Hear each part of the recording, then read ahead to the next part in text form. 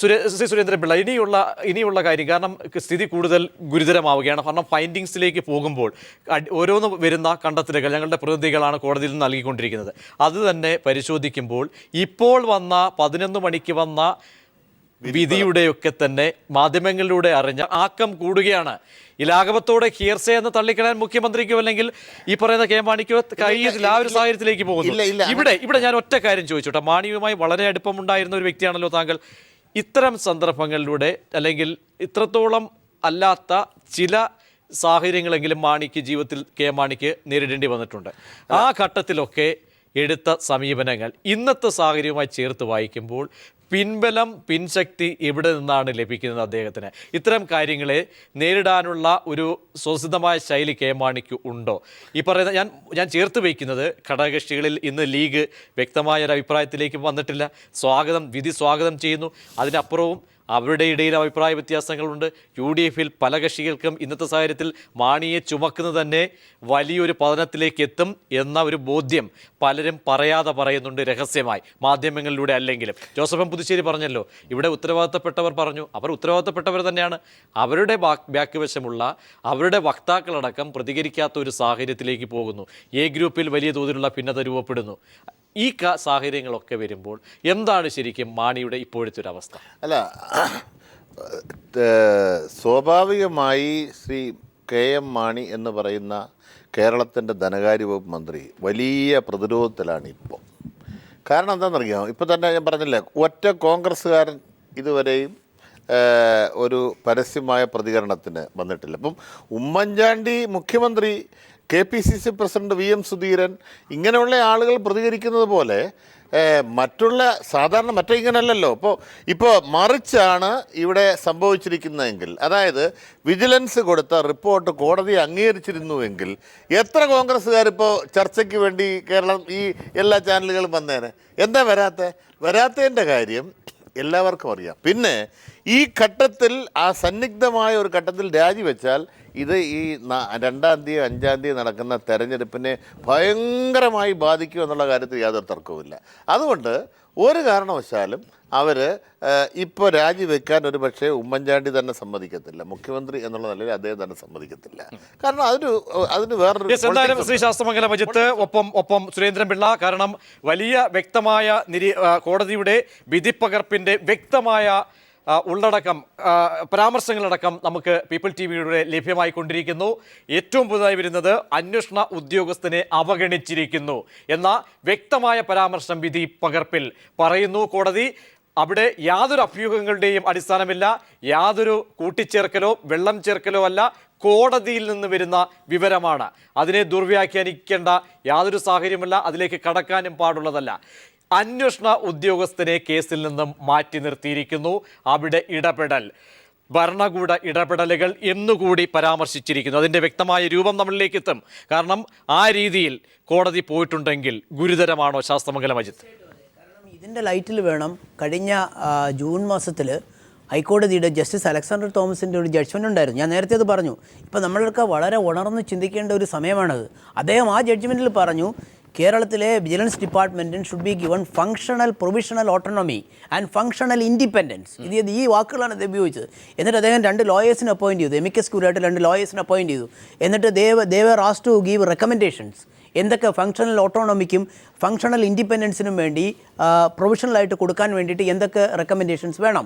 CBI ഡയറക്ടർക്കുള്ളതുപോലെ ഒരു tenure post, CBI director cannot be removed for a particular period. അതുപോലെ ഒരു ടെനർ പോസ്റ്റ് ആക്കണം vigilance director. And once he is appointed, he should be able to work freely and independently, uninfluenced by other. ആ വിധിയുടെ സാങ്കത്യം ഇപ്പോൾ ഇന്നത്തെ ഈ ജഡ്ജ്മെൻറ്റിൽ നിന്ന് വളരെ, ഇന്ന് ഒരു special judge has made went on to the extent of commenting that ഈ അന്വേഷണം നടത്തിയിട്ടുള്ളത് അന്വേഷണ ഉദ്യോഗസ്ഥൻ്റെ കണ്ടെത്തലുകളല്ല, but it is subject to a pressure. അന്വേഷണ ഉദ്യോഗസ്ഥന്റെ നിർദ്ദേശങ്ങൾ ഒന്നും തന്നെ എങ്ങും പരിഗണിക്കപ്പെട്ടിട്ടില്ല. സുപ്രധാനമായ കണ്ടെത്തലുകളിലേക്ക് കോടതിക്ക് പോകേണ്ടി വന്നിരിക്കുന്നു. ബിജു രമേശ് ഹാജരാക്കിയ CD കൂടുതൽ ശാസ്ത്രീയ പരിശോധനയ്ക്ക് വിധേയമാക്കിയിട്ടില്ല. ഇത്തരത്തിൽ ഒട്ടേറെ നിരീക്ഷണങ്ങളിലേക്ക് വരുന്നു. സർക്കാർ ആകെക്കൂടെ സമ്മർദ്ദത്തിലേക്ക് പോകുന്നു. രാവിലെ പറഞ്ഞ ആ ഹിയർസേ, മുഖ്യമന്ത്രി ആവർത്തിച്ച ഹിയർസേ, അതിൻ്റെ കൂടുതൽ സാധുതയിലേക്ക് പോകുമ്പോൾ കോടതിയിൽ നിന്നുള്ള പകർപ്പിന് പകർപ്പിന്റെ വിശദാംശങ്ങളിലേക്ക് പോകുമ്പോൾ ഇത്തരം വാദഗതികൾ ഒന്നും അംഗീകരിക്കപ്പെടുന്നില്ല. വ്യക്തമായ നിരീക്ഷണങ്ങളിലേക്ക് കോടതി പോയിട്ടുണ്ട്. അവിടെ ഇടപെടലുകൾ, അന്വേഷണ ഉദ്യോഗസ്ഥന്റെ വ്യക്തമായ നിരീക്ഷണങ്ങളിലേക്ക് ഇടപെടലുകൾ, ഭരണകൂട ഇടപെടലുകൾ വന്നിട്ടുണ്ട് എന്ന വ്യക്തമായ കണ്ടെത്തലുകൾ കോടതിയിൽ നിന്നും വരുന്നു. വിധിന്യായത്തിൽ 65 പേജുകളാണ് ആ വിധിന്യായത്തിൽ ഉള്ളത്. കോടതി ഉത്തരവിന്റെ പകർപ്പാണ് പീപ്പിൾ ടിവിക്ക് ലഭിച്ചിരിക്കുന്ന. വിശദാംശങ്ങൾ ലഭ്യമാക്കേണ്ടതുണ്ട്. അന്വേഷണ ഉദ്യോഗസ്ഥന്റെ കണ്ടെത്തലുകൾ പരിഗണിച്ചിട്ടില്ല തുടങ്ങി ഒട്ടേറെ കാര്യങ്ങൾ. എന്തായാലും വ്യക്തമായ കോടതിയിൽ നിന്നും ഞങ്ങളുടെ പ്രതിനിധി MR സജേഷ് ചേരുന്നുണ്ട്. സജേഷ്, ഏറ്റവും പുതുതായി വരുന്നത്, കാരണം ഗുരുതര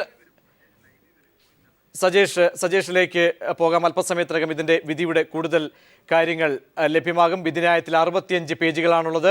അന്വേഷണ ഉദ്യോഗസ്ഥന്റെ നിരീക്ഷണങ്ങളെ ഇടപെട്ടുകൊണ്ട് തന്നെ ഭരണകൂട ഇടപെടലുകൾ ഇക്കാര്യത്തിൽ ഉണ്ടായിരിക്കുന്നു. ഉമ്മൻചാണ്ടി പറയുന്നത് പോലെയുള്ള ഹിയർസേ അല്ല കാര്യങ്ങൾ. അവിടെ കേട്ടുകേഴ്വിയുടെ ഒന്നിൻ്റെയും അല്ല രീതിയിലല്ല ഇന്ന് കോടതി കാര്യങ്ങളിലേക്ക് പോയിരിക്കുന്നത്. കൺമുന്നിലേക്ക് വന്ന തെളിവുകളെ വ്യക്തമായി പരിശോധിക്കാൻ അന്വേഷണ ഉദ്യോഗസ്ഥന് കഴിഞ്ഞില്ല. കൈകൾ ബന്ധിക്കപ്പെട്ടു അന്വേഷണ ഉദ്യോഗസ്ഥൻ്റെത് എന്ന തരത്തിലേക്ക് വ്യാഖ്യാനിക്കപ്പെടാവുന്ന കണ്ടെത്തലുകളിലേക്ക് കോടതി പോയിരിക്കുന്നു. ഗുരുതരമായ കണ്ടെത്തലുകൾ. സുകേശൻ്റെ റിപ്പോർട്ടിനെ മുന്നോട്ട് വയ്ക്കാതെ പകരം വിജിലൻസ് ഡയറക്ടർ ബോധപൂർവമായി ഇടപെടൽ നടത്തി. ശ്രീ ശാസ്ത്രമംഗലം അജിത്ത്, കാര്യങ്ങൾ ഗുരുതരമാവുകയല്ലേ? കാരണം 11 മണിക്ക് കിട്ടിയ നമ്മുടെ മുന്നിലുണ്ടായിരുന്ന വിധി പകർപ്പിൻ്റെ വിശദാംശങ്ങളല്ല, ഓരോ സമയങ്ങൾ പിന്നിടുമ്പോഴും അതിൻ്റെ ആക്കം കൂടി വരുന്നു. കോടതിയിൽ നിന്നുള്ള വിവരങ്ങളുടെ ആ ഒരു ദാക്ഷിണ്യം കൂടി വരും, അതിൻ്റെ ആ ഒരു മൂർച്ച കൂടി വരുന്നു. എങ്ങനെ ഒരു നിയമജ്ഞന തലത്തിൽ നിന്ന് നോക്കി കാണുമ്പോൾ ഇടപെടൽ എന്ന് കോടതി പറയുകയാണെങ്കിൽ? അല്ല, അത് ഒരു വിജിലൻസ് കേസിൻ്റെ അന്വേഷണത്തിനകത്ത് ഫെയർ ആയിട്ടുള്ള അന്വേഷണം നടന്നിട്ടില്ല. മാത്രവുമല്ല, the court has made A finding, ഒരു കണ്ടെത്തലാണ്. ലളിതമായി പറഞ്ഞു കഴിഞ്ഞാൽ കോടതി അങ്ങനെ തീരുമാനത്തിലെത്തിയിരിക്കുന്നു. അവിടെയാണ് ഞാൻ ചോദിച്ചത്, കൺമുന്നിലേക്ക് വന്ന തെളിവുകൾ അത് ആരാണ് അന്വേഷിക്കേണ്ടത് സാർ? ആരാണ് ആ കാര്യങ്ങൾ അന്വേഷിക്കേണ്ടത്? അവിടെ അന്വേഷിക്കുന്ന ഉദ്യോഗസ്ഥനിലേക്ക് ആ അന്വേഷണ ഉദ്യോഗസ്ഥന്റെ കൈകൾ ബന്ധിപ്പിക്കുക, അവിടേക്ക് ഇടപെടൽ നടത്തുക. അതിൽ ജനാധിപത്യ സംവിധാനത്തിന് എത്രത്തോളം ഭൂഷണമാണ് ഇക്കാര്യങ്ങൾ? തീർച്ചയായിട്ടും അതെ. ഇതിനകത്ത് അന്വേഷണ ഉദ്യോഗസ്ഥൻ്റെ കൈകൾ ഷാക്കിൾഡ്. അദ്ദേഹത്തിന് ഒരല്പം പോലും മുന്നോട്ട് പോകാൻ പറ്റിയില്ല. അതിൻ്റെ പേരിൽ ഒരു റിപ്പോർട്ട് ഫയൽ ചെയ്തു. അതിന് വളരെയധികം കോടതി ഡെപ്രിക്കേറ്റ് ചെയ്തിരിക്കുകയാണ്. അതാണ് ഞാൻ നേരത്തെ പറഞ്ഞത്. ഇതിനെ സംബന്ധിച്ച് കേരള ഹൈക്കോടതിയുടെ ജസ്റ്റിസ് അലക്സാണ്ടർ തോമസിന് ഇതിനെ സംബന്ധിച്ചുള്ള ഒരു റെക്കമെൻഡേഷൻ ഉണ്ട്. അങ്ങനെ ഒരു റെക്കമെൻഡേഷൻ ഇംപ്ലിമെൻറ്റ് ചെയ്തിരുന്നെങ്കിൽ ഒരിക്കലും ഇത്തരം ഒരു സ്ഥിതിവിശേഷത്തിലേക്ക് ഇത് പോവില്ലായിരുന്നു. ഇപ്പോൾ വിധി പകർപ്പിന്റെ കൂടുതൽ വിശദാംശങ്ങൾ ലഭ്യമായിരിക്കുന്നു. പീപ്പിൾ ടിവിക്ക് വിശദാംശങ്ങളുമായി MR സജേഷ് ചേരുന്നു. സജേഷ്, പുറത്തു വരുന്ന വിധി പകർപ്പിന്റെ വിശദാംശങ്ങൾ പരിശോധിച്ചാൽ ശരിക്കും പ്രതിക്കൂട്ടിലാകപ്പെടുന്നത് ആരാണ്? മുഖ്യമന്ത്രിയുടെ ഇന്നത്തെ പ്രസ്താവനയുണ്ട്. KM മാണി ഇതിൽ ഉൾപ്പെട്ടിരിക്കുന്ന പ്രതിയെന്നാരോപിക്കപ്പെടുന്ന KM മാണി നടത്തിയ പരാമർശങ്ങൾ എല്ലാം ഇന്ന് പൊതുസമൂഹത്തിൻ്റെ മുന്നിൽ മാധ്യമങ്ങളിലൂടെ അറിഞ്ഞിട്ടുമുണ്ട്. ഇന്നിപ്പോൾ വിധി പകർപ്പിലൂടെയാണെങ്കിൽ ശരിക്കും ഇവിടെ പ്രതിക്കൂട്ടിലാകുന്നത് ആരാണ്? പ്രജീഷ്, മാണിയെ കുറ്റവിമുക്തനാക്കിയിട്ടുള്ള അന്തിമ റിപ്പോർട്ട് കോടതി തള്ളിയതിനോടൊപ്പം മറ്റു വിശദാംശങ്ങളും പുറത്തു വരികയാണ്. വിജിലൻസ് ഡയറക്ടർക്കെതിരെ കടുത്ത പരാമർശങ്ങളാണ് കോടതി വിധിന്യായത്തിൽ ഉൾപ്പെടുത്തിയിട്ടുള്ളത്. 65 പേജാണ് ഈ വിധിന്യായത്തിലുള്ളത്. അതിൽ വലിയ പരാമർശങ്ങൾ വിജിലൻസ് ഡയറക്ടർക്കെതിരെ കോടതി പറഞ്ഞിരിക്കുന്നു. ഡയറക്ടറുടെ നിർദ്ദേശമാണ് അന്തിമ റിപ്പോർട്ടിൽ പരിഗണിക്കപ്പെട്ടത്. അന്വേഷണ ഉദ്യോഗസ്ഥന്റെ നിർദ്ദേശങ്ങൾ പരിഗണിച്ചില്ല. അന്വേഷണ ഉദ്യോഗസ്ഥനായ SP R സുകേശൻ നടത്തിയ കണ്ടെത്തലുകളെയും ഈ റിപ്പോർട്ടിൽ അന്തിമ റിപ്പോർട്ടിലേക്ക് പരിഗണിക്കുന്നതിന് വിജിലൻസ് ഡയറക്ടർ തയ്യാറായില്ലെന്ന് വളരെ കൃത്യമായി തന്നെ വിധിന്യായത്തിൽ കോടതി പറയുന്നു. അതോടൊപ്പം തന്നെ ബിജു രമേശ് ഹാജരാക്കിയ CD ഉൾപ്പെടെയുള്ള കാര്യങ്ങൾ ശാസ്ത്രീയമായ പരിശോധനയ്ക്ക് വിധേയമാക്കിയില്ല. ബാറുടമയുടെ സംഘടനകളുടെ ബാങ്ക് അക്കൗണ്ടുകൾ വേണ്ട രീതിയിൽ പരിശോധിച്ചില്ല. അതിൽ കൂടുതൽ പരിശോധന വേണമെന്ന നിർദ്ദേശവും തുടരന്വേഷണത്തിന്റെ ഭാഗമായി അന്വേഷണ ഉദ്യോഗസ്ഥന് കോടതി നൽകുന്നു. അതോടൊപ്പം തന്നെ ബാറുടമകളും KM മാണിയുമായി നടത്തിയ രണ്ടാമത്തെ കൂടിക്കാഴ്ചയുടെ കൂടുതൽ വിശദാംശങ്ങൾ അന്വേഷിക്കണമെന്ന നിർദ്ദേശവും കോടതി മുന്നോട്ട് വെച്ചിട്ടുണ്ട്. മാർച്ച് 31-നായിരുന്നു ഈ രണ്ടാമത്തെ കൂടിക്കാഴ്ച. രണ്ടാമത്തെ കൂടിക്കാഴ്ചയിൽ പണം നൽകിയതിന് നേരിട്ടുള്ള തെളിവുകളും സാഹചര്യ തെളിവുകളും ഉണ്ടെന്ന് വസ്തുതാ വിവര റിപ്പോർട്ടിൽ SP R സുകേശൻ സൂചിപ്പിച്ചിരുന്നു. ഇക്കാര്യവും കോടതി എടുത്തു പറയുന്നു. ഈ രണ്ടാമത്തെ കൂടിക്കാഴ്ച കൂടുതൽ അന്വേഷിക്കണം എന്നുകൂടി കോടതി അന്വേഷണ ഉദ്യോഗസ്ഥനോട് ആവശ്യപ്പെടും. വിധി പകർപ്പ് അല്പസമയത്തിനുള്ളിൽ ലഭ്യമാകും. പ്രജീഷ്, സജേഷ്, വസ്തുതാ വിവര റിപ്പോർട്ടിൽ സുകേശൻ കണ്ടെത്തിയ കാര്യങ്ങൾ തന്നെയാണ് എന്തായാലും കോടതിയും അക്കമിട്ട് മുന്നോട്ട് വയ്ക്കുന്നത്. അവിടെ അങ്ങനെയെങ്കിൽ ബോധപൂർവമായ ഇടപെടൽ ഭരണകൂടത്തിന്റെ ഭാഗത്തു നിന്നും ഉണ്ടായിട്ടുണ്ട്. വിജിലൻസ് ഡയറക്ടറേറ്റ് അടക്കം ഇടപെടലുകൾ സംശയിക്കപ്പെടേണ്ട സാഹചര്യം, ഒരുപക്ഷെ ഇന്ന് അദ്ദേഹത്തിന്റെ രാജി പോലും ഒരുപക്ഷെ സംശയിക്കപ്പെടേണ്ട ഒരു സാഹചര്യം. ഇതൊക്കെ ചേർത്ത് വായിച്ചാൽ മുന്നിലേക്ക് എത്തിയ തെളിവുകളെ പരിശോധിച്ചില്ല, പരിശോധനയ്ക്ക് വിധേയമാക്കിയില്ല, ബോധപൂർവം എന്നാണോ കോടതി വിധിയിലൂടെയും അത് പുറത്തേക്ക് വരുന്നത്? തീർച്ചയായും പ്രജീഷ്, കെ എം മാണി കോഴ ചോദിച്ചതിനോ വാങ്ങിയതിനോ തെളിവില്ലെന്ന അന്തിമ റിപ്പോർട്ടായിരുന്നു വിജിലൻസ് കോടതിയിൽ സമർപ്പിച്ചത്. ജൂലൈ 7-നാണ് ഈ അന്തിമ റിപ്പോർട്ട് സമർപ്പിച്ചത്. ഈ അന്തിമ റിപ്പോർട്ട് കോടതി തള്ളിയിരിക്കുന്നു. അതോടൊപ്പം തന്നെ ഇക്കാര്യത്തിൽ കൂടുതൽ തുടരന്വേഷണം വേണം. തുടരന്വേഷണം അന്വേഷണ ഉദ്യോഗസ്ഥന് വിടുന്നുവെന്ന പരാമർശമാണ് കോടതി വിധിന്യായത്തിൽ നടത്തിയിട്ടുള്ളത്. അതോടൊപ്പമാണ് നടത്തേണ്ട അന്വേഷണങ്ങളെക്കുറിച്ചുള്ള കൂടുതൽ വിശദാംശങ്ങളും കോടതിയുടെ ഈ വിധിന്യായത്തിലുണ്ട്. ശാസ്ത്രീയമായ തെളിവുകൾ ബിജു രമേശ് സമർപ്പിച്ച CD-യുടെ ഉൾപ്പെടെയുള്ള കാര്യത്തിൽ പരിശോധിക്കപ്പെടണം. മാണിയും ബാറുടമ സംഘടനകളുമായി നടത്തിയ കൂടിക്കാഴ്ചയുടെ വിശദാംശങ്ങൾ, കൂടുതൽ അന്വേഷണം ഇക്കാര്യത്തിൽ വേണം. മാർച്ച് 31-ന് നടത്തിയ കൂടിക്കാഴ്ചകൾ എന്ന് കോടതി സ്പെസിഫൈ ചെയ്യുന്നുണ്ട്. ഇക്കാര്യത്തിൽ സുകേശൻ നേരത്തെ തന്നെ സാഹചര്യ തെളിവുകൾ ഇടപെട്ടുകൊള്ളട്ടെ. കാരണം അവിടെ ശബ്ദ സാമ്പിളുകളിലേക്കടക്കം യാതൊരു രീതിയിലും കാര്യക്ഷമമായ രീതിയിൽ പോയിട്ടില്ല. തീർച്ചയായും പ്രജീഷ്, ഇക്കാര്യത്തിൽ വസ്തുതാവിവര റിപ്പോർട്ടിൽ തന്നെ ആർ സുകേശൻ ഇക്കാര്യങ്ങൾ വ്യക്തമാക്കുന്നുണ്ട്. സമയപരിമിതി മൂലം ശാസ്ത്രീയമായ അന്വേഷണത്തിലേക്ക് കാര്യങ്ങൾ നീങ്ങിയിട്ടില്ല. അതോടൊപ്പം തന്നെ അന്വേഷണത്തെ തടസ്സപ്പെടുത്തുന്ന നിലപാടാണ് മന്ത്രിമാരും ചീഫ് സെക്രട്ടറി അടക്കമുള്ള ഉന്നത ഉദ്യോഗസ്ഥരും സ്വീകരിച്ചത്. നിർണായകമായ മന്ത്രിസഭാ യോഗത്തിന്റെ വിവരങ്ങൾ ആരാഞ്ഞപ്പോൾ മന്ത്രി കെ ബാബുവും അന്നത്തെ ചീഫ് സെക്രട്ടറി EK ഭരത്ഭൂഷണും മന്ത്രിസഭാ രഹസ്യങ്ങൾ പറയാനാകില്ല എന്ന നിലപാട് സ്വീകരിച്ചു. അന്വേഷണത്തെ തടസ്സപ്പെടുത്തുന്ന തരത്തിലാണ് കാര്യങ്ങൾ നീങ്ങിയത്. മാർച്ച് 26-ന് പൂട്ടിയ ബാറുകൾ തുറക്കുന്നതിനെ കുറിച്ചുള്ള മന്ത്രിസഭാ യോഗം ചേരുമ്പോൾ അക്കാര്യം വൈകിപ്പിക്കുന്ന നിലപാട് നിയമമന്ത്രി സ്വീകരിച്ചു. അത് ഏപ്രിൽ 2-ലേക്ക് വൈകിപ്പിക്കുന്ന നിലപാടാണ് സ്വീകരിച്ചത്. അതിൽ തന്നെ നിയമമന്ത്രിയുടെ ഭാഗത്തുനിന്നുണ്ടായിട്ടുള്ള ഇടപെടൽ സംശയമുണ്ട്. അതോടൊപ്പം തന്നെ ബാറുടമകൾ നുണപരിശോധനയ്ക്ക് വിധേയമാകാത്തതിൽ സംശയമുണ്ട്. തുടങ്ങിയ കാര്യങ്ങളെല്ലാം ആർ സുകേഷിന്റെ വസ്തുതാവിവര റിപ്പോർട്ടിൽ പറഞ്ഞിരുന്നു. ഈ നിർദ്ദേശങ്ങൾ, ഈ കണ്ടെത്തലുകൾ അന്തിമ റിപ്പോർട്ടിലേക്ക് പരിഗണിച്ചില്ലെന്നാണ് കോടതിയുടെ വിധിന്യായത്തിൽ പറയുന്നത്. താങ്കളിലേക്ക് എത്താം. ശ്രീ ശാസ്ത്രമംഗലം അജിത്ത്, താങ്കൾ വിശദാംശങ്ങൾ കേട്ട് കാണുമല്ലോ. കാരണം ഇനി അതിന്റെ രേഖാമൂലമുള്ള കാര്യങ്ങളിലേക്ക് മാത്രം പോയാൽ മതി. കാരണം അവിടെ ചുരുളഴിയാവുന്ന തരത്തിൽ പോകാവുന്ന തെളിവുകൾ ഒന്നും തന്നെ പരിശോധിക്കപ്പെട്ടിട്ടില്ല. അവിടെ അന്വേഷണ ഉദ്യോഗസ്ഥന് പോകാവുന്ന എല്ലാ പരിധിയിലേക്കും പോയപ്പോൾ കൂച്ചുവിലങ്ങിടുന്നു, അദ്ദേഹത്തെ വഴിമുടക്കുന്നു, അവിടെ ഭരണകൂടത്തിൻ്റെ അധികാരം ഉപയോഗിച്ചിരിക്കുന്നു. എത്രത്തോളം ഗ്രാവിറ്റി ഉണ്ട്. പല തലത്തിലേക്ക് ഇത് പോവുകയാണ് അന്വേഷണം. കാരണം ഗൂഢാലോചനയടക്കം ഇടപെടലുകളടക്കം പല കേസുകളായി അല്ലെങ്കിൽ അന്വേഷണത്തിൻ്റെ വഴികളാണ് പോകുന്നത്. ഇപ്പോൾ ഇദ്ദേഹം പറഞ്ഞതിൽ നിന്നും ഈ വിധിന്യായത്തിൽ നിന്നുള്ള എക്സ്പേർട്സ് ഇതാണെന്നുണ്ടെങ്കിൽ ഇതിൽ നിന്നും സാധാരണ ഒരാൾ മനസ്സിലാക്കേണ്ടത് ഇതിനകത്തുനിന്ന് even from the level of the cabinet there was an attempt to top seater with investigation. അപ്പോൾ അത് വളരെ ഇമ്പോർട്ടൻ്റ് ആയിട്ടുള്ളൊരു കാര്യമാണ്. ഇത് ക്യാബിനറ്റിൻ്റെ കാര്യങ്ങൾ ചോദിച്ചപ്പോഴത്തേക്ക് ചീഫ് സെക്രട്ടറി കൊടുത്തില്ല, അത് സീക്രട്ട് ഡോക്യുമെൻ്റ് ആണെന്ന് പറഞ്ഞു. What is the secrecy that is involve? അവരന്വേഷണം അതിനകത്ത് എന്ത് സീക്രസി ഇരിക്കുന്നു? ഒരു സീക്രസി ഇല്ല. അതിനകത്ത് ഇതിനെ സംബന്ധിച്ച് ഈ കറപ്ഷൻ അലിഗേഷനകത്ത് എന്തെങ്കിലും ഫൗണ്ടേഷൻ ഉണ്ടോ? What was the stand that was adopted by the finance minister in the cabinet? ഇത്തരം കാര്യങ്ങൾ മനസ്സിലാക്കാൻ വേണ്ടിയിട്ടാണ് ഇൻവെസ്റ്റിഗേറ്റിംഗ് ഓഫീസർ ക്യാബിനറ്റ് ഡിസിഷനെ പറ്റി ചോദിച്ചത്. അപ്പം there was A total black out of the investigation. അതാണ് നമ്മൾ മനസ്സിലാക്കുന്നത്. അതൊക്കെ വളരെ സീരിയസ് ആയിട്ട് കോടതി അത് കണ്ടിരിക്കുകയാണ്. മാത്രമല്ല കോടതി അതിനകത്ത് പറഞ്ഞിരിക്കുന്നു, the vigilance director has given a letter recommending a particular course of action to be adopted by the police officer. അത് വളരെ ഇല്ലീഗലായിട്ടുള്ളൊരു കാര്യമാണ്. This was deprecated by the supreme court. Direct decision ഈ പോയിന്റിലുണ്ട്. അതായത് ഇൻവെസ്റ്റിഗേറ്റിംഗ് നടത്തുന്നത് സംബന്ധിച്ച് അഡ്മിനിസ്ട്രേറ്റീവ് ആയിട്ടുള്ള സൂപ്പർവിഷൻ കൊടുക്കാം. പക്ഷേ ഇൻവെസ്റ്റിഗേഷനെ സംബന്ധിച്ചിടത്തോളം ഒരു പ്രതിക്കെതിരെ ചാർജ് ഷീറ്റ് കൊടുക്കണോ, ഫൈനൽ റിപ്പോർട്ട് കൊടുക്കണോ വേണ്ടയോ എന്നുള്ളത് ultimately that is the independent impartial decision of the investigating officer. കാണാതെ പോകുന്ന ഒരു വിജിലൻസ് ഡയറക്ടറാണോ? നല്ല സംശുദ്ധിയുള്ള കഴിവുള്ള ഒരു വിജിലൻസ് ഉദ്യോഗസ്ഥൻ ഡയറക്ടർ അദ്ദേഹത്തിന് ഇടപെടൽ നടത്തിയിട്ടില്ല എന്ന് എങ്ങനെ പറയാൻ കഴിയും?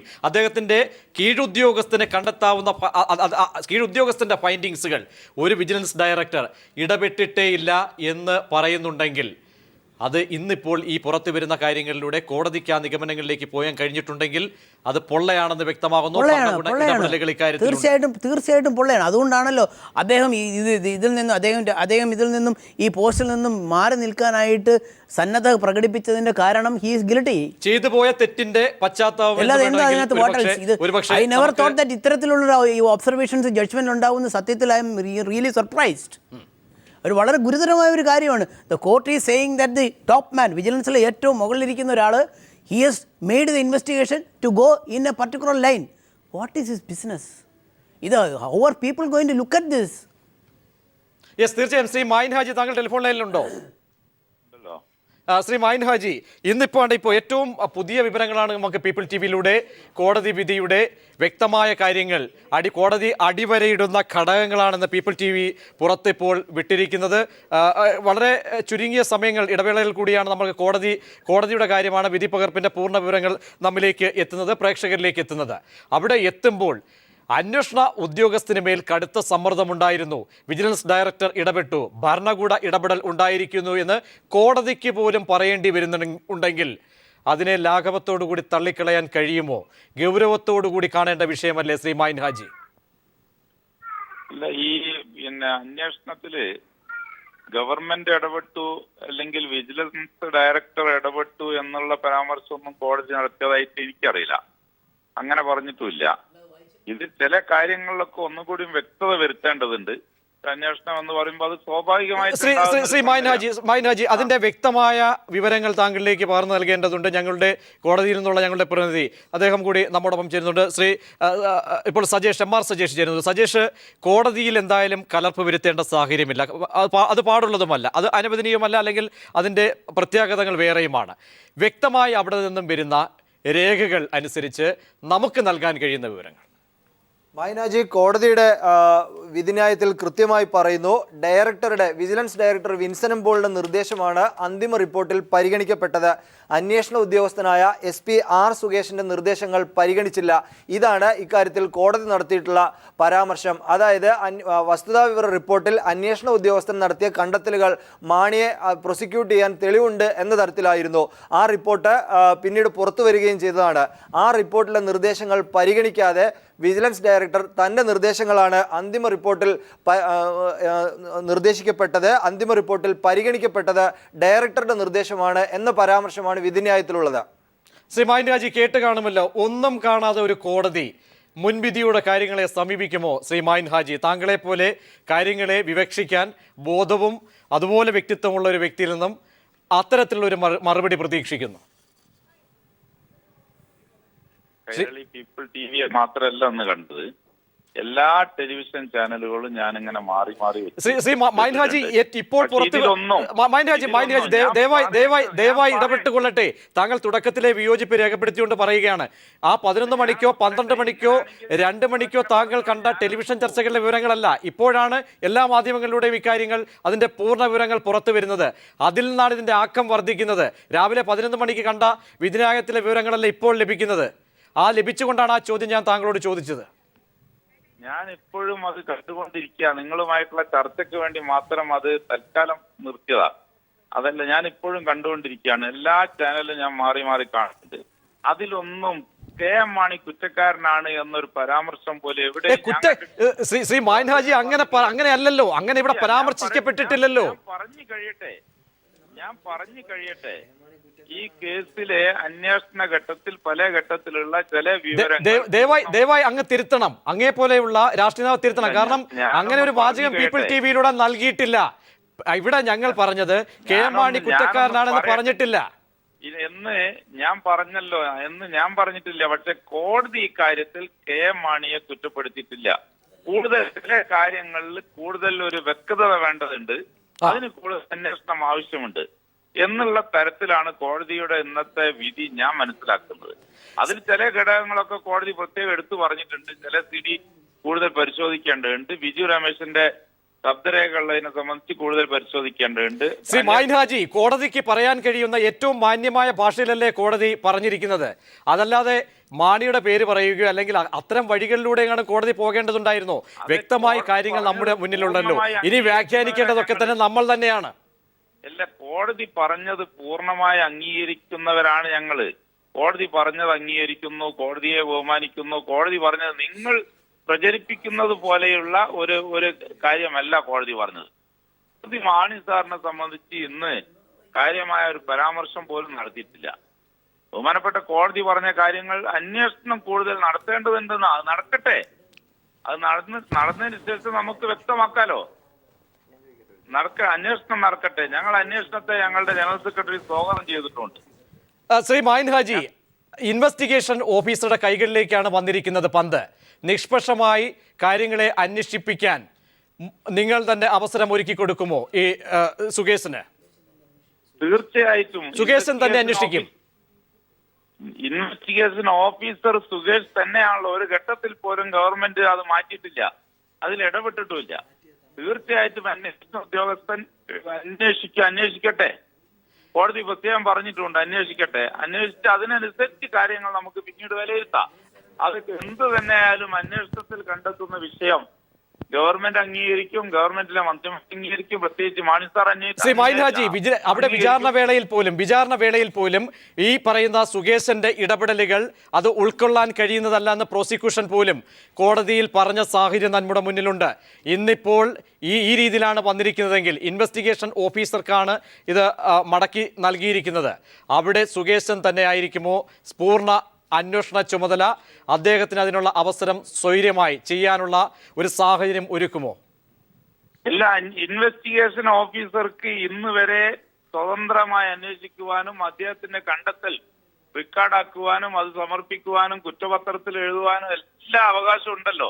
അതില്ലല്ലോ, അതല്ല എന്നാണല്ലോ കോടതി പറഞ്ഞിരിക്കുന്നത്. ശ്രീ മായിൻ ഹാജി, അതല്ല എന്നാണല്ലോ കോടതിയിൽ പറഞ്ഞിരിക്കുന്നത്. ഇൻവെസ്റ്റിഗേഷൻ ഓഫീസർ ആരാണോ അവർക്കാണ് അതിന്റെ പൂർണ്ണമായ അധികാരം. അവർ ഇൻവെസ്റ്റിഗേഷൻ നടത്തി അവരുടെ മേലുദ്യോഗസ്ഥന് സമർപ്പിക്കും. ആ മേലുദ്യോഗസ്ഥനാണ് ഇത് കുറ്റപത്രമായി സമർപ്പിക്കുക. അത് സ്വാഭാവികല്ലേ. അതൊന്നും ഞങ്ങൾ ഗവൺമെന്റ് ഇടപെടുന്ന പ്രശ്നമല്ല. ഗവൺമെന്റോ അതല്ലെങ്കിൽ മാണിസാറോ UDFോ ആരും ഇടപെടുന്ന പ്രശ്നമില്ല. ശ്രീ മായിൻ ഹാജി, താങ്കൾ ഒരു കാര്യത്തിന് താങ്കൾ മറുപടി പറയുക. കാരണം ഇവിടെ വിജിലൻസ് എന്തായാലും സർക്കാരിന്റെ സംസ്ഥാന ഭരണകൂടത്തിന്റെ ഭാഗമായി നിൽക്കുന്ന ഒരു വകുപ്പാണ്. ആ വിജിലൻസിന്റെ ഡയറക്ടർ ഇന്ന് രാജിവെച്ചിരിക്കുന്നു. അതിന് മറുപടി താങ്കൾ എന്ത് നൽകുന്നു? അല്ല, ആ വിജിലൻസിന്റെ ഡയറക്ടർ അദ്ദേഹത്തിന്റെ ഒരു അഭിപ്രായത്തിൽ അദ്ദേഹം രാജിവെച്ചതാണ്. അദ്ദേഹം രാജിവെക്കല്ല, വിജിലൻസിന്റെ ചുമതല അദ്ദേഹം ഒഴിയുകയാണ്. അതിന് അദ്ദേഹത്തിന് അല്ലെങ്കിൽ തന്നെ മറ്റ് ധാരാളം കനപ്പെട്ട ചുമതലകളുള്ള ശ്രീ മായിൻ ഹാജി, അങ്ങ് വളരെ സമർത്ഥമായി കാര്യങ്ങളെ വളച്ചൊടിക്കുകയാണ്. കാരണം അദ്ദേഹത്തിന് പറയാൻ ഞാൻ പറയട്ടെ, അദ്ദേഹത്തിന് പറയാൻ കഴിയുന്ന ശ്രീ മായിൻ ഹാജി, മാധ്യമപ്രവർത്തകർ ഇന്ന് അദ്ദേഹവുമായി രഹസ്യമായി ടെലിഫോണിൽ സംസാരിക്കുകയും കാര്യങ്ങളെ ബോധ്യപ്പെടുകയും ചെയ്തിട്ടുണ്ട്. അവിടെ അദ്ദേഹത്തിന് മാന്യമായി പൊതുസമൂഹത്തിൽ വന്ന മാധ്യമങ്ങളുടെ പറയാൻ കഴിയുന്ന ഒരു ഉദ്യോഗസ്ഥന്റെ പരിമിതികളുള്ള ഭാഷയാണ് അദ്ദേഹം ഉപയോഗിച്ചത്. എന്തായാലും കാര്യങ്ങളിൽ അദ്ദേഹം മാറി നിൽക്കുന്ന ഒരു സാഹചര്യം, അതിന് മറുപടി അല്ല. വിജിലൻസ് ഡയറക്ടർ സമർപ്പിച്ച ഒരു റിപ്പോർട്ടാണ്. ഇപ്പോ കോടതി അത് പരിഗണനക്കെടുക്കാതെ കൂടുതൽ ഇൻവെസ്റ്റിഗേഷൻ, കൂടുതൽ പരിശോധന ആവശ്യമുണ്ട് എന്നാണ് കോടതി പറഞ്ഞത്. അപ്പോ അങ്ങനെ പറഞ്ഞ സാഹചര്യത്തിൽ ഇനി കൂടുതൽ അതില് വേറെ ഒരു റിപ്പോർട്ട് ഇദ്ദേഹം തന്നെ സമർപ്പിക്കുന്ന ഒരു സാഹചര്യം വേണ്ട എന്ന് അദ്ദേഹം കരുതിയത് അദ്ദേഹത്തിന്റെ മഹത്വമാണ്. വിജിലൻസ് ഡയറക്ടർ എന്ന് പറയുന്ന ഉന്നത പോലീസ് ഉദ്യോഗസ്ഥൻ ഇത്രയും പിന്നെ ഒരു തരത്തിലുള്ള അവ്യക്തതയും തന്റെ ഔദ്യോഗിക ജീവിതത്തിൽ ഉണ്ടാവരുത് എന്നുള്ള അദ്ദേഹത്തിന്റെ നിർബന്ധം, അദ്ദേഹത്തിന്റെ മഹത്വമാണത് കാണിച്ചത്. അദ്ദേഹം ആ നിലയിൽ അദ്ദേഹം സമർപ്പിച്ച റിപ്പോർട്ട് കോടതിക്ക് സ്വീകാര്യമായിട്ടില്ല പൂർണ്ണമായിട്ടും. ആ നിലയിൽ അദ്ദേഹം ഒഴിയുക എന്നത് അവിടെ ശ്രീ മായിൻ ഹാജി, ജേക്കബ് തോമസിനെ പോലെയുള്ള ഉദ്യോഗസ്ഥൻ അവിടെ പറഞ്ഞത് സത്യത്തിന്റെ വിജയം എന്ന്. ജേക്കബ് തോമസിനെ പോലെയുള്ള ഉദ്യോഗസ്ഥനും പല കാര്യങ്ങളും പറയാതെ പറഞ്ഞുകൊണ്ട് മാധ്യമങ്ങളുടെ വ്യക്തമാകുന്നു. ഇതിനൊക്കെ എന്ത് മറുപടിയാണ് നൽകേണ്ടത്? ജേക്കബ് തോമസ് എന്ന് പറയുന്ന ഒരു ഉദ്യോഗസ്ഥനൊക്കെ നമുക്കറിയാലോ. ജേക്കബ് തോമസ് എന്ന് പറയുന്ന ഒരു ഉദ്യോഗസ്ഥൻ പോലീസിലുള്ള IPS ഓഫീസർമാർക്കുള്ള ഒരു സാമാന്യ നിയന്ത്രണ രേഖക്കപ്പുറം പലതും വിളിച്ചു പറഞ്ഞുകൊണ്ടിരിക്കുന്ന ആളാ. അദ്ദേഹം മറുപടി അറിയിക്കുന്നില്ല. അദ്ദേഹം പല കാര്യത്തിൽ ഇപ്പൊ 2-3 ദിവസമായിട്ട് നമ്മൾ കാണുന്നതല്ലേ. ശ്രീ മായിൻ ഹാജി, തോമസ് എന്ന് പറയുന്ന ഉദ്യോഗസ്ഥൻ മറുപടി അറിയിക്കുന്നില്ല. ശ്രീ മായിൻ ഹാജി, ദയവായി ഒന്ന് രണ്ട് കാര്യങ്ങളിൽ, കാരണം താങ്കളുടെ മറുപടി വ്യക്തമാക്കേണ്ടതുണ്ട്. കാരണം എന്തായാലും അത് നമ്മൾ സംസാരിച്ച നിയമവശവും ഒരു പക്ഷേ അതിൻ്റെ തുടർചലനങ്ങളും ഇനി രാഷ്ട്രീയമായ 2 ചോദ്യങ്ങൾ കൂടി താങ്കളോട് ചോദിക്കേണ്ടതുണ്ട്. ഒരു ചെറിയ ഇടവേളയ്ക്ക് ശേഷം മടങ്ങി വരികയും എന്തായാലും നിയമപരമായ കാര്യങ്ങൾക്ക് ശാസ്തമംഗലം അജിത്തിനും അതിന് നിരീക്ഷണം കാണും.